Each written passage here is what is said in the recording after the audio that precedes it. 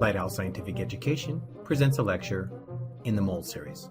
The topic is Empirical Formula, and it is presented in two parts, a basic part for those students who will need it, and an advanced section. Material in this lecture relies on understanding of the previous lectures, atomic mass and molecular weight, and percent composition. Part 1 of the lecture begins with a set of definitions, specifically empirical formula and molecular formula. A set of rules is offered to determine empirical formula and applied with 3 practice problems. The empirical formula is then revisited in the form of a quiz. For some students, this is as far as they will need to go with empirical formula. Part 2 covers a more advanced topic. It is making the connection between molecular formula and empirical formula. 3 practice problems are offered to demonstrate that connection. On to Part 1 and definitions. The first definition is molecular formula and should be a review. Molecular formula is the real ratio of atoms in a molecule. Compare that to the empirical formula. It is the simplest whole number ratio of atoms in a molecule. Sometimes they are the same, and sometimes they are not. The term empirical in this context means measured. That is in contrast to a value gotten from a theory or logic. In regards to the empirical formula, it is laboratory determined mass values for elements contained in a known or unknown compound. At this level of chemistry, students come across empirical formula in the form of homework or test problems, in which the amount or proportion of each element in an unknown compound is given, and the simplest whole number ratio of the elements is calculated. For ionic compounds, a formula unit and the empirical formula are the same thing, since formula unit is the simplest whole number ratio of ions. That is not always the case with molecules and molecular formulas. Consider this table, which compares the molecular formula of a compound with its empirical formula, as would be calculated from empirical data. Beginning with the compound hydrogen peroxide, it has a molecular formula of H2O2. The ratio of atoms in this compound is 2 to 2. That ratio can be reduced to a simpler whole number ratio, which is 1 to 1. That is the empirical formula. If an experiment was performed on hydrogen peroxide to determine the relative masses in the form of moles of the hydrogen and the oxygen, it would yield a ratio of 1 to 1. There is 1 mole of hydrogen for every 1 mole of oxygen. We see that the 2 to 2 ratio in the molecular formula is a whole number multiple of its counterpart in the empirical formula. In this case, the molecular formula has a ratio that is 2 times larger than the empirical formula. Oh, and let's not forget that that subscript of 1 is implied, not written. And then there is ethane, C2H6. It has a mole ratio of 2 carbons to 6 hydrogens. That, however, is not the simplest whole number ratio. CH3 has the same mole ratio but uses smaller whole numbers, 1 carbon to 3 hydrogens. The ratios in the molecular and empirical formula differ by a factor of 2. An experimental measurement on an unknown compound that is actually ethane would find that the masses in the form of moles of carbon and hydrogen to be in a 1 to 3 ratio.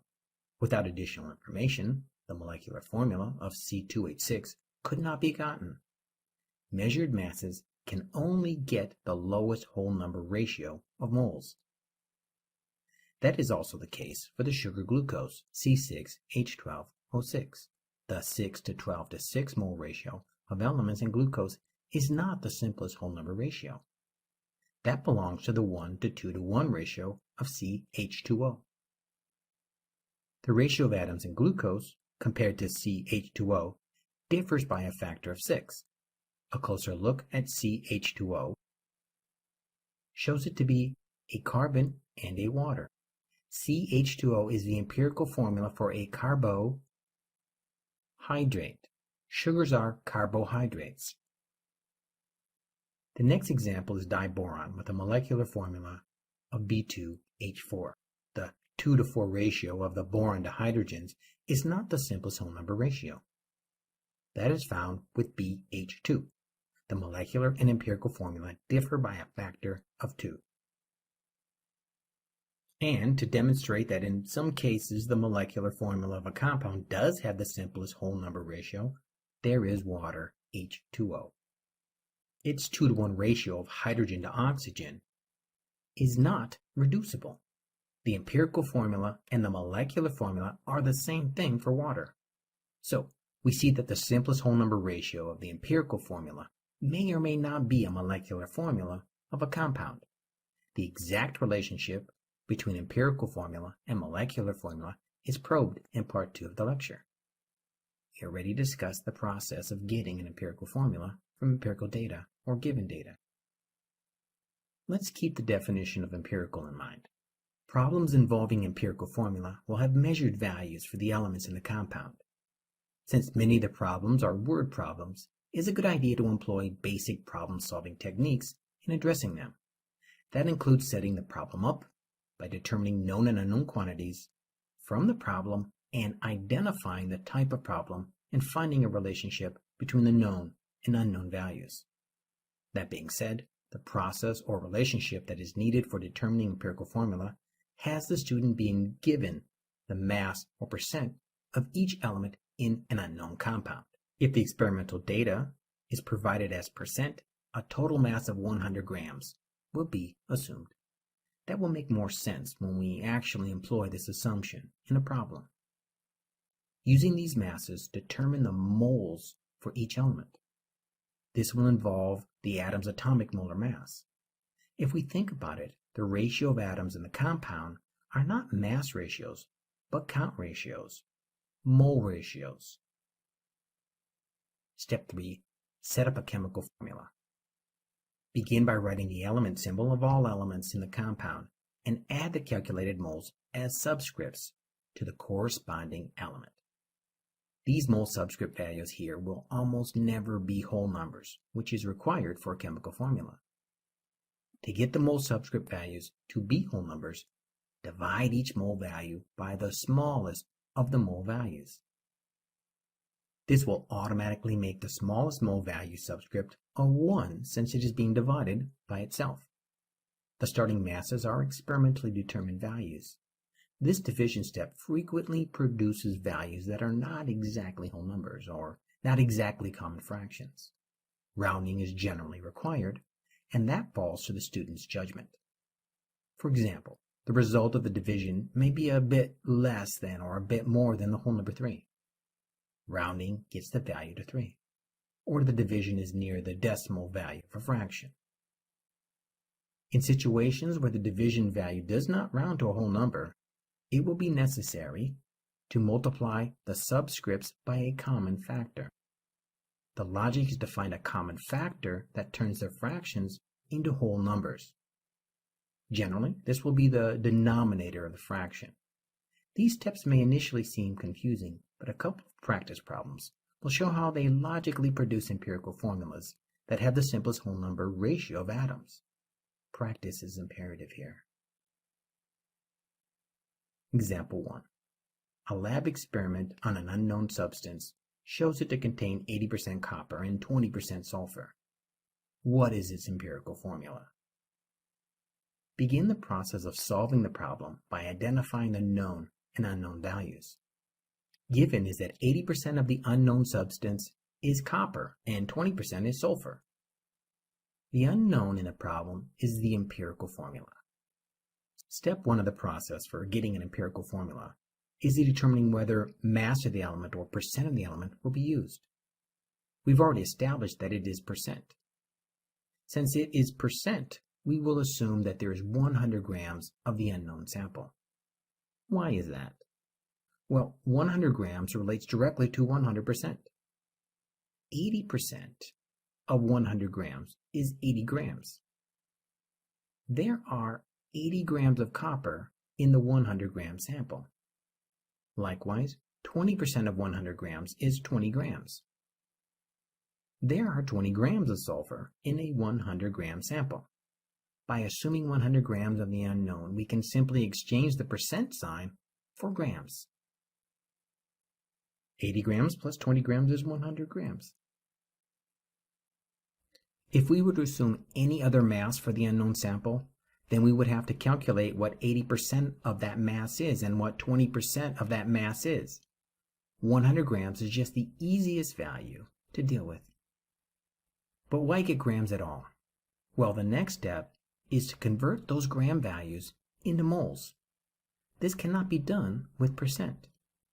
Atomic molar mass is in grams, and the atomic molar mass is what is needed to convert grams into moles. The 80 grams of copper need to be converted into moles of copper. The conversion factor must have grams of copper in the denominator to cancel out with grams of copper in the starting units. We will get the actual atomic weight of copper in a moment. The 20 grams of sulfur will need to be converted into moles of sulfur with the atomic molar mass as the conversion factor. Again, grams of sulfur will need to be in the denominator. This lecture assumes that the student has practiced conversions with atomic molar mass and can follow along. To get the atomic weights of copper and sulfur, we bring up the periodic table. Sulfur, atomic number 16, has an atomic molar mass of 32.07 grams. Copper, atomic number 29, has an atomic molar mass of 63.55 grams. Returning to our conversion, there are 63.55 grams of copper in 1 mole of copper, and there are 32.07 grams of sulfur in 1 mole of sulfur. The conversion for copper is completed by canceling out units of grams of copper and taking 80 and dividing it by 63.55. 80 grams of copper is 1.26 moles of copper. Units are also canceled out with the sulfur, and moles of sulfur is found by dividing 20 by 32.07. 20 grams of sulfur is 0.624 moles of sulfur. Conversion from mass into moles is an essential skill that should not be neglected. At this point, the percent of copper and sulfur have been converted into relative moles of copper and sulfur. We are now ready to use those mole values as a subscript in a chemical formula. The chemical formula has an element symbol for all elements in the compound, Cu for copper, S for sulfur. To the copper symbol, add the subscript 1.26 from the value of moles of copper. To the sulfur symbol, add the subscript 0.624 from the moles of sulfur. At this point, there is no problem with the subscripts not being whole numbers. There is no reason for 80% to yield a whole number of moles. Moles will vary in size depending on the amount of starting material. If we assumed 50 grams of starting material instead of 100 grams, these mole values would be half as large. To get subscript values to be whole numbers, each subscript needs to be divided by the smallest of the mole subscripts. Sulfur's 0.624 is smaller than copper's 1.26. Divide both of those subscripts by 0.624. The mole subscript values are now in fractional form. To clear the fraction, do the division. For sulfur, 0.624 divided by 0.624 yields a value of 1. And doing the math for copper, 1.26 divided by 0.624 yields a value of 2.02. As mentioned earlier, since the starting percents are laboratory measurements, the values are not exact. The numbers will contain a certain amount of error. 2.02 is very close to 2. This level of rounding falls to the student to conclude. Now, this looks like a chemical formula, Cu2S1. Actually, the 1 is implied and has to go. Cu2S. The 2 to 1 mole ratio is the lowest simple whole number ratio and is the empirical formula. Is this also the molecular formula? Well, that can't be determined from the data. In part 2 of the lecture that deals with the molecular formula, we will explore the process of taking the empirical formula with a bit of additional information and converting it into a molecular formula. For now, we can lay the groundwork for that exploration by comparing the formula weight from the empirical formula with the molecular weight of potential molecular formulas. we need to start by getting the formula weight of Cu2S. That is, we need to convert the 2 moles of copper in Cu2S into grams of copper and the 1 mole of sulfur in Cu2S into grams of sulfur. The conversion factor from moles of copper to grams of copper is the atomic molar mass, with moles of copper in the denominator so that moles cancel out, leaving grams. 2 times 63.55 equals 127.10 grams of copper. For sulfur, the conversion factor from moles into grams is the atomic molar mass with moles of sulfur in the denominator so that moles of sulfur cancel out. The math is trivial. 1 times 32.07 is 32.07. The formula weight of Cu2S is 127.10 grams plus 32.07 grams for a value of 159.17 grams. The significant figures for this value is correct since atomic molar masses are given to the hundreds. The empirical formula is the simplest whole number ratio of atoms in a molecule. A molecular formula where we retain that ratio but have a whole number multiple of the subscripts. For instance, doubling the subscripts would yield a molecular formula of Cu4S2. Twice as many atoms will give a formula weight that is twice as big, 318.34 grams per mole. Tripling the subscripts in the empirical formula would yield a molecular formula of Cu6S3. A subsequent tripling of the empirical formula weight will yield 477.51 grams per mole. The molecular formula has a whole number multiple of the subscripts in the empirical formula.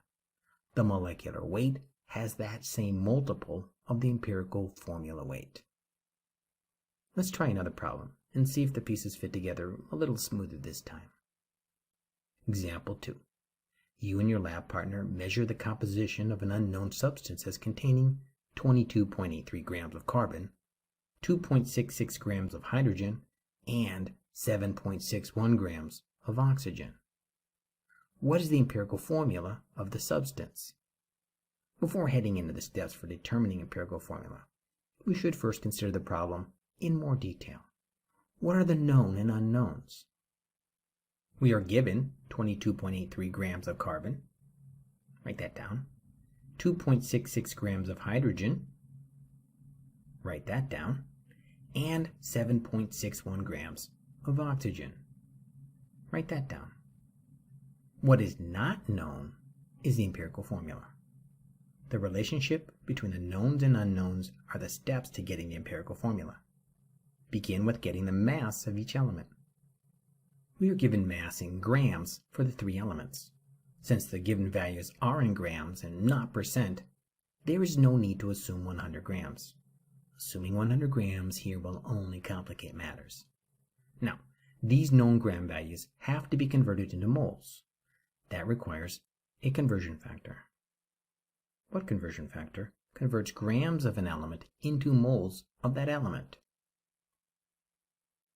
It is the atomic molar mass of that element. To get the given unit of grams to cancel out, the atomic molar mass has to have an orientation that puts grams in the denominator. Moles of carbon are found by canceling units and dividing 22.83 by 12.01. That gives 1.901 moles of carbon. For hydrogen, canceling units and doing the division produces 2.88 moles of hydrogen. The 7.61 grams of oxygen is equivalent to 0.4756 moles of oxygen. With that, the given values of grams have been converted into moles, which is necessary for the next step. Set up a chemical formula that uses the element symbols and the calculated moles as subscripts. The element symbols C, H, and O are arranged in the formula with 1.901 as the mole subscript for carbon, 2.88 the mole subscript for hydrogen, and 0.4756 as the mole subscript for oxygen. None of the subscripts are whole numbers, and that is expected here, since whole numbers are produced in the next step. Divide the subscripts by the smallest of the mole subscript values. that starts to produce whole numbers. Which subscript is the smallest? That, of course, is the 0.4756 of the oxygen. Divide 0.4756 by 0.4756. Divide 2.88 by 0.4756. And the 1.901 by 0.4756. This dividing by the smallest value is called normalizing, and it results in the smallest value becoming a 1. Any number divided by itself is 1. The 1 subscript is also the smallest possible value for a subscript in a chemical formula. There's no way to simplify that value any further. In the end, the 1 may not be part of the simplest whole number ratio of the empirical formula, but that subscript value is certainly not going to be smaller than 1. The other two divisions yield 6.06 for hydrogen and 3.99 for carbon. With the error inherent in empirical data, the student will often need to make judgment calls as to how to round the mole subscript results. The rounding does not need to be to the nearest whole number, as will be the case here. Rounding can also be to decimal values that correspond to common fractions, like 0.25 for 1/4, 0.33 for 1/3, or 0.5 for 1/2. The competence to make correct rounding will only come with practice. Rounding the 6.06 subscript for hydrogen should not be too challenging. It is near the whole number 6, and the 3.99 for carbon is practically 4. Rounding can be up or down. Nearest is the best advice. Since our ratio of subscripts, 4 to 6 to 1, is of all whole numbers, there is no need to multiply the subscript by a common factor. The next example will have that requirement. The 1 on the oxygen should be removed since it is implied, and the empirical formula of the unknown substance is C4H6O. As a nod to the second part of the lecture, we will relate empirical and molecular formulas. We will get the formula weight of C4H6O and compare it to molecular weights of compounds that share the 4 to 6 to 1 ratio, but do so with larger numbers. Since this lecture is part of the mole series of lectures, we will continue to demonstrate the process of getting formula weight. A mole of a compound with a molecular formula of C4H6O will have 4 moles of carbon, 6 moles of hydrogen, and 1 mole of oxygen. These mole values will need to be converted into gram values that can be totaled to a final molecular weight. The conversion factor that converts moles to grams is the atomic molar mass of the element. The orientation of the atomic mass is such that the current units of moles cancel out. 4 times 12.01 is 48.04. The atomic molar mass of hydrogen is also oriented so that the moles cancel out, leaving grams, and given a mass of 6.048 grams. Finally, oxygen's atomic molar mass is used to get oxygen's contribution to the formula weight, 16.00 grams. And the final value is found by adding 48.04 grams to 6.048 grams and 16.00 grams. The formula weight of C4H6O is 70.088 grams per mole. Being that the final step is addition, getting the appropriate number of sig figs requires us to note the starting number with the least precision, and that is both the carbon and the oxygen, which only go to the hundreds. As such, the formula weight can only go to the hundreds, and the weight is appropriately determined. With this formula weight, we can consider some possible molecules that the unknown substance might actually be, and those will have whole number multiples of the subscripts in the empirical formula. For instance, multiplying all subscripts by 2 will get a molecule C8H12O2. Doubling all the atoms will produce a doubling of the molecular weight. Doubling 70 gives 140. Tripling the subscripts in the empirical formula gets the molecule C12H18O3. It has a molecular weight that is 3 times that of the empirical formula. Any one of these molecules could have been the source of the measured data listed in the problem. Masses alone are not sufficient to specifically identify the molecule. A third example explores a final step in the determination of empirical formula that we have yet to come across. Phosphorus and oxygen can combine in many ways. A compound was found to contain 56.5% phosphorus and 43.5% oxygen. What is the empirical formula of this substance? Before jumping into the problem, it is a good idea to stop and consider the problem as a whole. What are the known and unknowns? What type of problem is it? Well, we are given that a compound is composed of 56.5% phosphorus and 43.5% oxygen. What is the unknown in this problem? Yes, it is the empirical formula.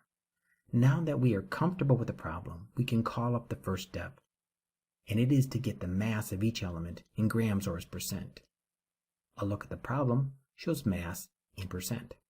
The second part of the first step has us assuming 100 grams of the compound or substance when percent is given. In practice, any starting amount can be assumed, but a 100-gram sample of a substance that is 56.5% phosphorus will be composed of 56.5 grams of phosphorus. The 43.5% oxygen means that 100 grams of the substance is composed of 43.5 grams of oxygen. When the given values are in percent, directly convert percent into grams by assuming 100 grams of the sample.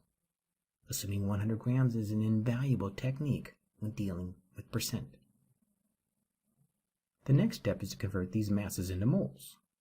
The 56.5 grams of phosphorus needs to be converted into moles of phosphorus, while the 43.5 grams of oxygen will need to be converted into moles of oxygen. The conversion factor is the atomic molar mass for the element. For phosphorus, a check of the periodic table tells us that its atomic molar mass is 30.97 grams per mole.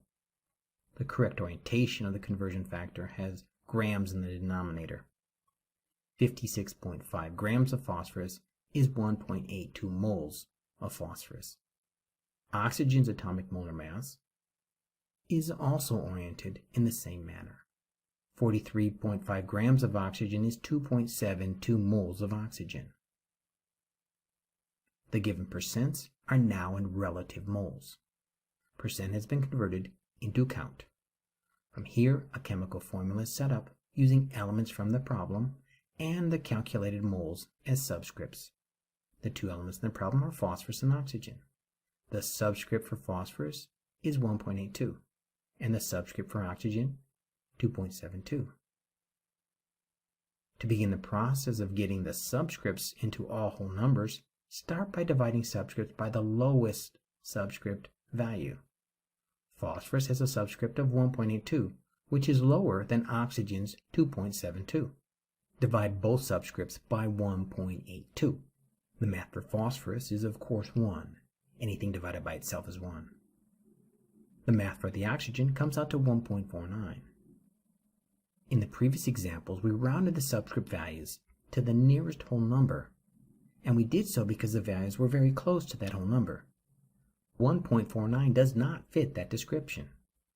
Rounding it to a whole number is not the correct option here. If there's rounding to be done, it will be to a decimal value of a common fraction. 1.49 is very close to the fraction 1 1/2. 1.49 should therefore be converted to the decimal 1.5.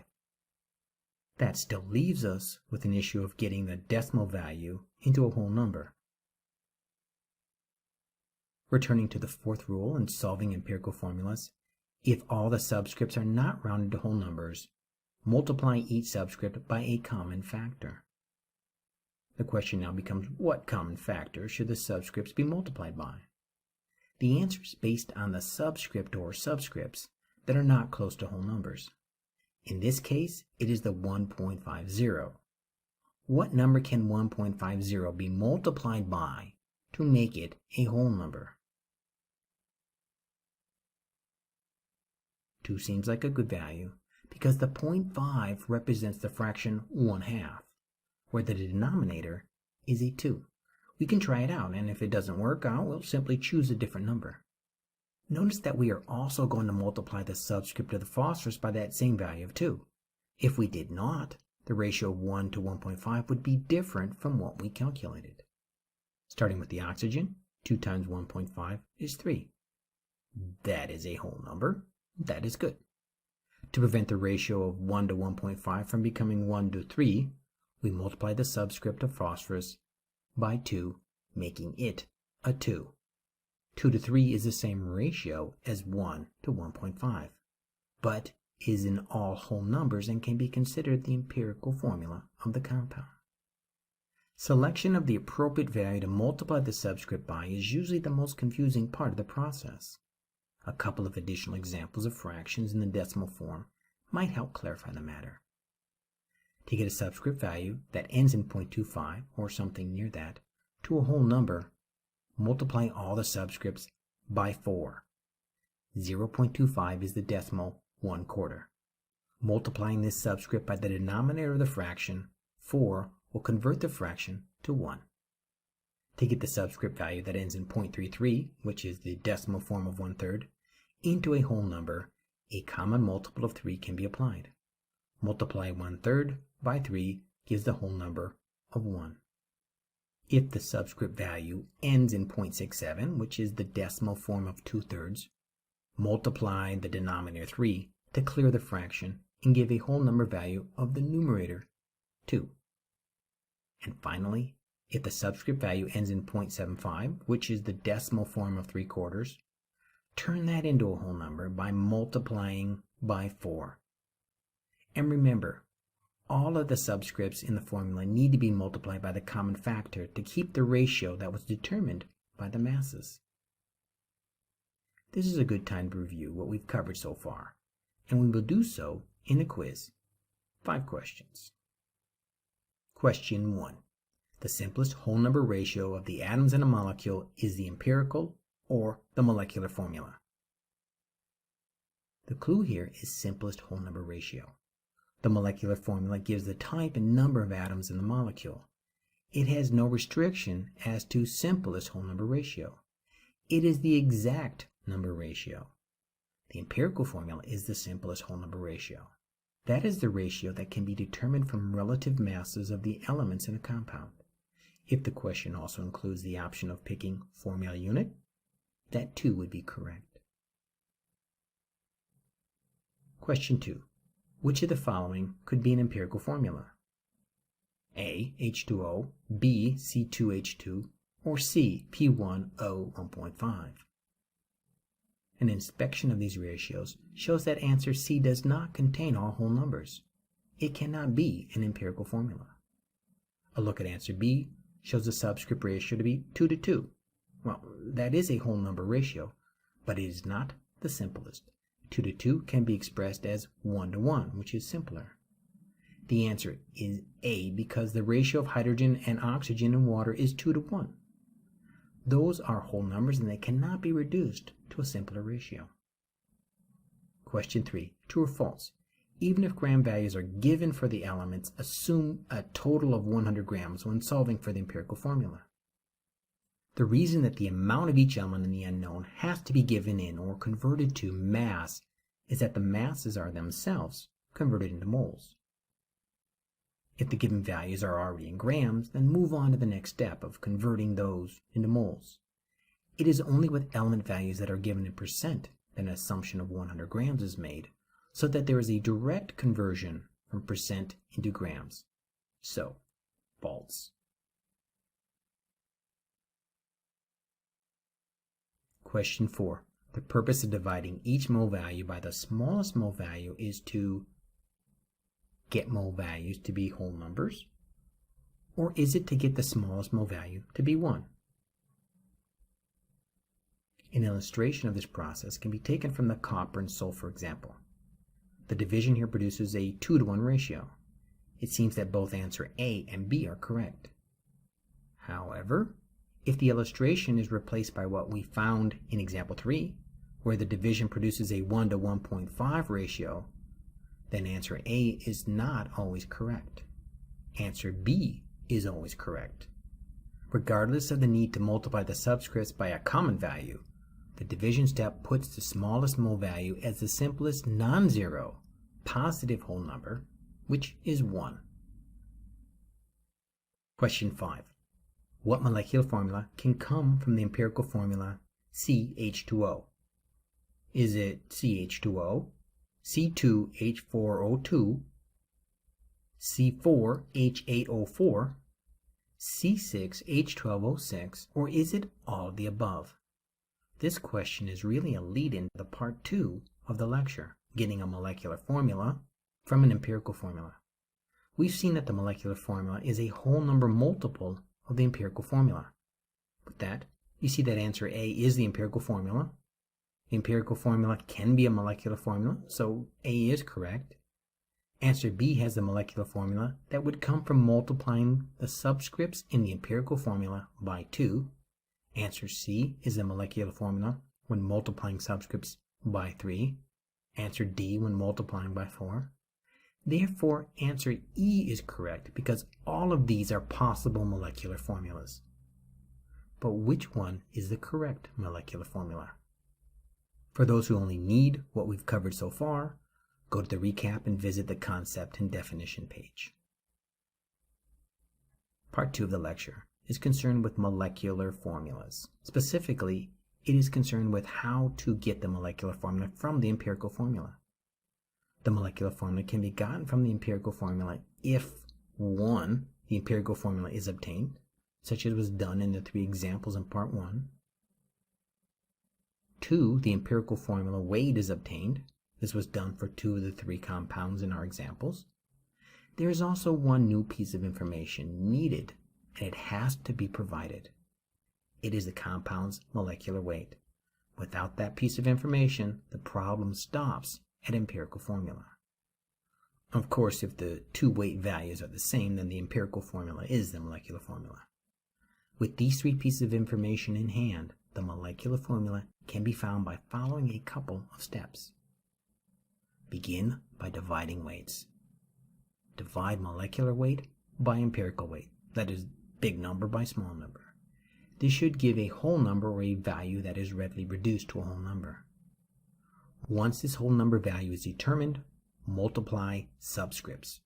Multiply each subscript value in the empirical formula by the whole number value obtained in step 1. That's it for getting molecular formula. It's actually easier than getting the empirical formula. We can demonstrate the process using the empirical formulas determined in the 3 example problems in part 1, starting with the copper 2 sulfide. The empirical formula was found to be Cu2S, and the calculated formula weight was 159.17 grams per mole. What we still need is to be given the molecular weight of the compound. Say it was provided as 318.31 grams per mole. The first step is to divide the molecular weight by the empirical weight. The molecular weight is 318.31 grams per mole. The empirical weight 159.17. If the weights are equivalent, then the empirical formula is the molecular formula. If not, this division will produce a number larger than 1. If that is not true, then the fraction needs to be flipped or the values were incorrectly put into the calculator. Note that the grams per mole in the numerator cancel out with the grams per mole in the denominator. Division gives a value of 2, no units. Some minor rounding may be necessary after the division. Step 2 is multiplying the subscript values in the empirical formula by the whole number value obtained in step 1. In this case, it is a 2. The empirical formula is Cu2S. Multiply copper's subscript of 2 by the whole number value of 2. Gives a molecular formula with Cu4. Multiplying the implied 1 on the sulfur by the whole number 2 finishes the molecular formula with S2. Cu4, S2 is the molecular formula. Not too bad. Moving on to the second example, which uses the solution to the second problem, the empirical formula is C4H6O with a formula weight of 70.09 grams per mole. The new piece of information needed for this problem is the molecular weight of the compound. That is given, in this instance, as 205 grams per mole. Step 1 has us dividing the molecular weight of 205 grams per mole by the empirical weight of 70.09 grams per mole. Units cancel out, and the math yields a value of 2.92. Not exactly 3, but it should not be too big of a leap to round it to 3. A whole number is needed for the next step, and if the math doesn't provide one, then the answer will need to be rounded. The next step has the subscripts in the empirical formula multiplied by the whole number 3. That is, the 4 on the carbon in C4860 is multiplied by 3 to give a molecular formula that starts with C12. Multiply the 6 on the hydrogen by 3 gives H18. And multiplying the implied 1 on oxygen by 3 finishes the molecular weight with O3, C12, H18, O3. Still the same 4 to 6 to 1 ratio, but with larger numbers. The final example uses the empirical formula of P2O3 and the empirical weight of 109.94 grams per mole. The molecular weight of this compound is given here as 225 grams per mole. The whole number that we will need for step 2 is found by dividing the 225 grams per mole of the molecular weight by the 109.94 grams per mole of the empirical weight. Units cancel, and the math provides a value of 2.05. Not exactly a whole number value, but a value that easily rounds to the number 2, which is what we will multiply the subscripts in the P2O3 by. Starting with the phosphorus, the 2 subscript multiplied by the whole number 2 gives a molecular formula starting with P4. Multiplying the 3 subscript on the oxygen by the whole number 2 completes the molecular formula with O6, P4O6, the molecular formula from the empirical formula. Recapping the lecture, a molecular formula is the real ratio of atoms in a molecule, while the empirical formula is the simplest whole number ratio of the atoms in a compound. They can be the same thing, but they do not have to be. The subscripts in the molecular formula and the empirical formula differ by a whole number multiple. Importantly, the term empirical means measured. Empirical formulas are going to be associated with measured values. In chemistry, these measured values are given as mass or percent of each element. If values are given as percent, assume 100 grams is the total mass for the sample. This allows the direct conversion into grams. Next, determine moles for each element from the mass in step 1 and the atomic molar mass from the periodic table. After that, set up a chemical formula using the element symbols with determined moles as subscripts. Divide each mole value by the smallest mole value, getting a subscript of 1 for the smallest mole value. If this does not produce subscripts that are all whole numbers or numbers that readily round to whole numbers, multiply the subscripts by a common factor. In part 2 of the lecture, we saw that the molecular formula can be gotten from empirical values if the empirical formula and the formula weight are obtained. Also required is a compound formula weight. To get compound formula, divide formula weight by empirical weight and multiply subscripts in the empirical formula by that value. And that completes our lecture.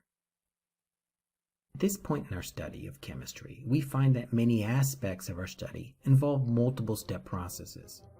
Practice and follow the process each time. It is the process that you are learning.